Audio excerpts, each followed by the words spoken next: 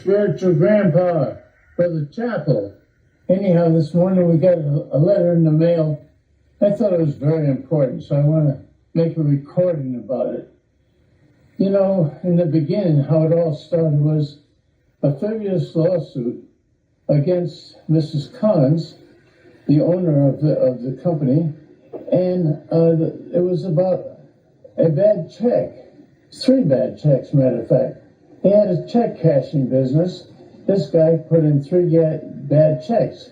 This Dale Fuller. So what happened? They sent in what is a legal 10-day notice to get in touch to find out, what's going on. The checks came back account closed. So it was predetermined what was going to happen when we got the checks. So then, on the record, it showed who he worked for. So when they came back with refused to cross the front of the check, the front of the envelope, came back to us, our only recourse was to go ahead and send a letter to where he worked, which is Charter Cable. They sent a letter to Charter Cable. Well, this fellow's daddy was an attorney, which he bragged about, so we knew that the checks would be good and all that. Who was a friend of Judge Evans. So Attorney Fuller and Judge Evans said, well, we're going to get him. That's what had to happen.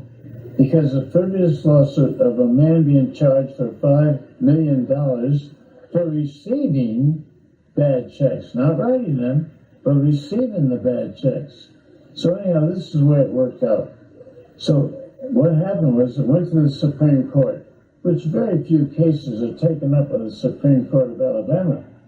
But this was, 6 judges came down and made their ruling that they should have never gone to trial. It was a frivolous lawsuit, and they literally spanked the jury and the judge and the attorney for what they did. Now, since then, they didn't like to be verbally spanked. So they've been after the company, matter of fact, 3 different companies, and trying to break them. Now, we've tried our best to go through Alabama courts, civil courts, and it don't work because they're against us, because we're the ones that put the spotlight on them, like putting a spotlight on a roach. What to do? It runs and hides. However, today we got a letter in the mail. I want to show you the letter, and I'm going to have Nicole read the letter so that everybody knows what happened today. This is a godsend. We need help. The only way we're ever going to get it is federal help. We know that the local authorities are going to try to cover it over. So I'll let Nicole read the letter loud and clear. All right, and it's from the Alabama Court of Civil Appeals.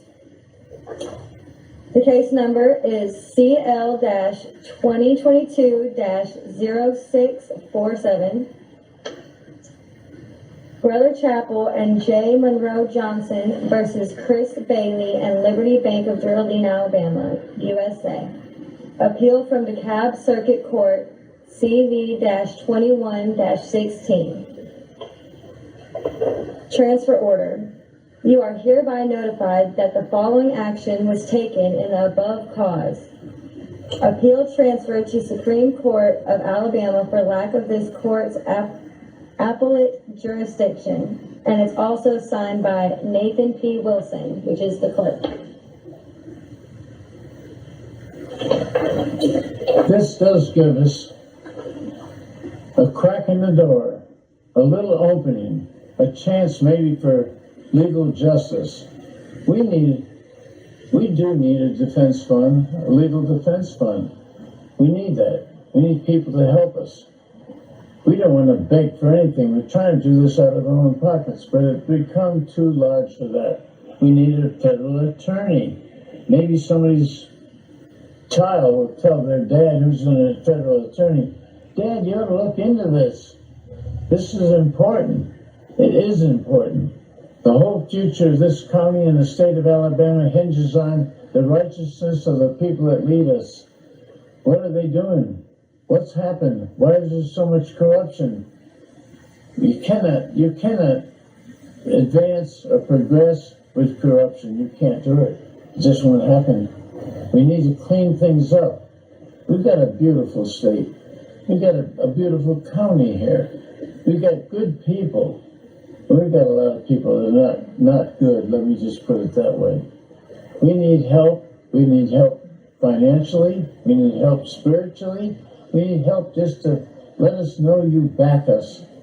And I'll always leave you my address, and you can get a pen and pencil if you can, and I'll give you the address, and I'll give you my phone number.